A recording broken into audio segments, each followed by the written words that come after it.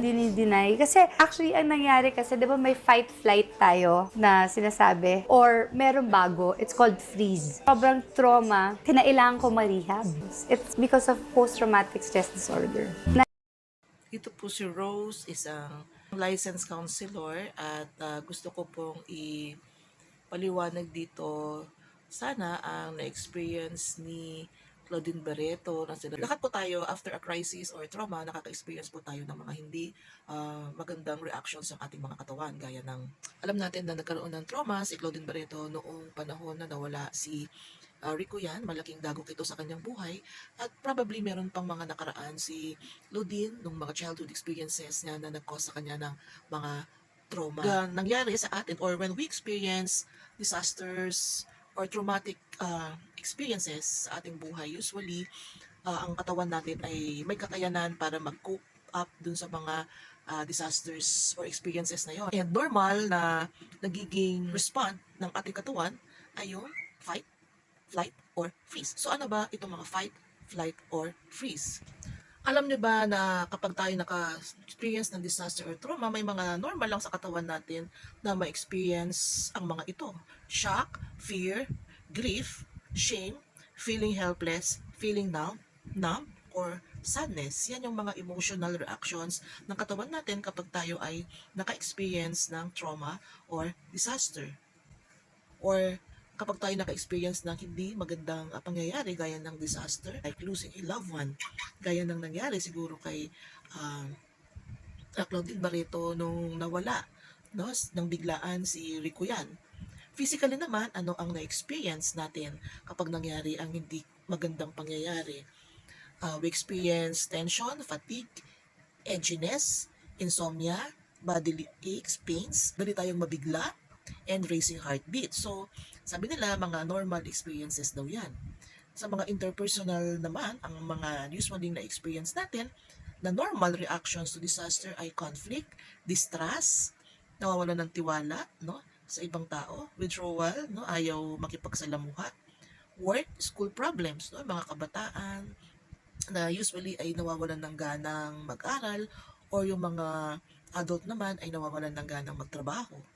Irritability, madaling magalit, loss of intimacy, ayaw magkaroon ng intimate relationship, feeling rejected, feeling nila nire-reject sila lagi ng ibang tao, feeling abandoned, no?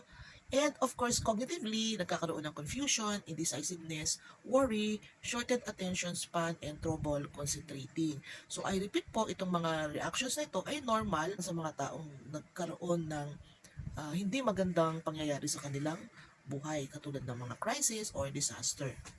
Pero hindi po lahat ng mga naka-experience ng disaster or hindi magandang pangyayari sa buhay nila ay nagkakaroon po ng post-traumatic stress disorder.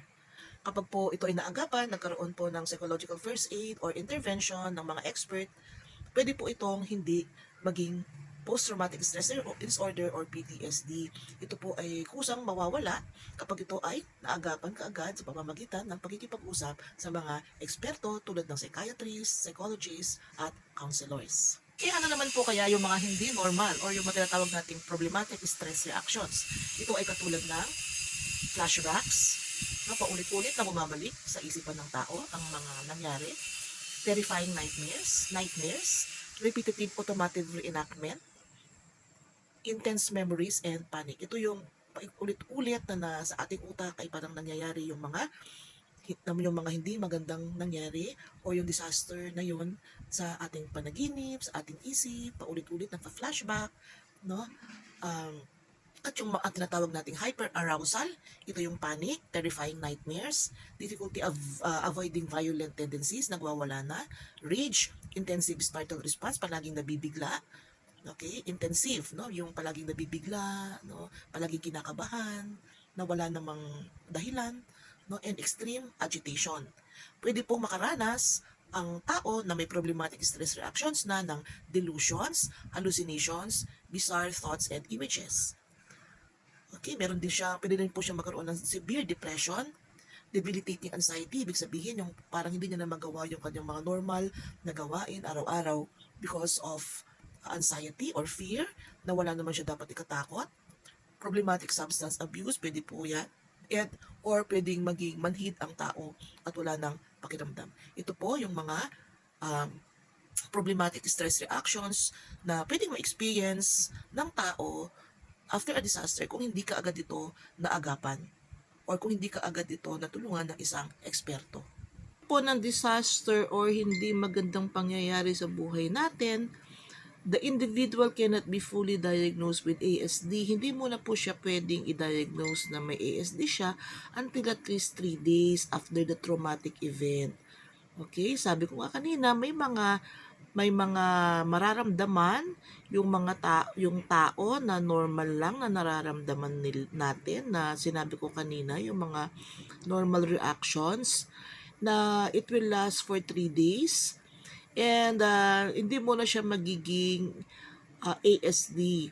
Disaster-affected individuals may meet full criteria of ASD. However, symptoms might diminish or disappear during the month. Okay? Pwedeng mawala. Okay? Kapag may ASD na siya, ang symptoms ay pwedeng mawala during the month. Ang ASD is considered a transient or fleeting reaction, no? And many may diagnose with ASD. Hindi lahat po ng may ASD ay ma-develop into PTSD. It is possible for ASD to progress to PTSD after a month. No? So after a month pa lang pwedeng maging PTSD ang ASD kung walang interventions or ng expert ang magaganap. Kung may intervention po from a mental health practitioner, ang ASD may resolve in 2 to 4 weeks. After 1 month or 4 weeks, na wala pa ring intervention na naganap galing sa mga eksperto or mental health experts, then the ASD may lead to post-traumatic stress disorder. So ayun po, no, let us assume that Claudine Barreto experienced a trauma nung nakaraan. Maybe ito yung nangyari sa kanya nung namatay si Ricoyan or yung mga pangyayari pa sa kanya nung sa kanyang kabataan. Normal lang po kapag may trauma po or disaster ay nakaka-experience po tayo ng mga reactions sa ating mga katawan katulad ng nabanggit ko kanina. It will after 3 days po at kapag tayo ay may mga tumulong po sa atin na eksperto, kaya po nagkakaroon ng psychological first aid usually kapag may mga disasters, no, para maiwasan po na ang mga normal reactions ay maging problematic reactions o tinatawag nating acute stress disorder. Ang acute stress disorder man po ay naglalas into 1 month at dapat po ay magkaroon po ng intervention, no, na mas malalim na intervention from psychology, psychiatrist, or counselor para po ito ay hindi maging post-traumatic stress disorder. So, ayan po, sana po may natutunan po kayo sa aking video ngayon. Paki-like, share, and subscribe na lang tayo. Thank you for watching. Time na yon, mayroon pa ring stigma about depression and seeing a psychiatrist. Kasi I think kami pa yata ng asawa ko noon nung sinabi ko kay Tito Ricky yun at inilabas niya.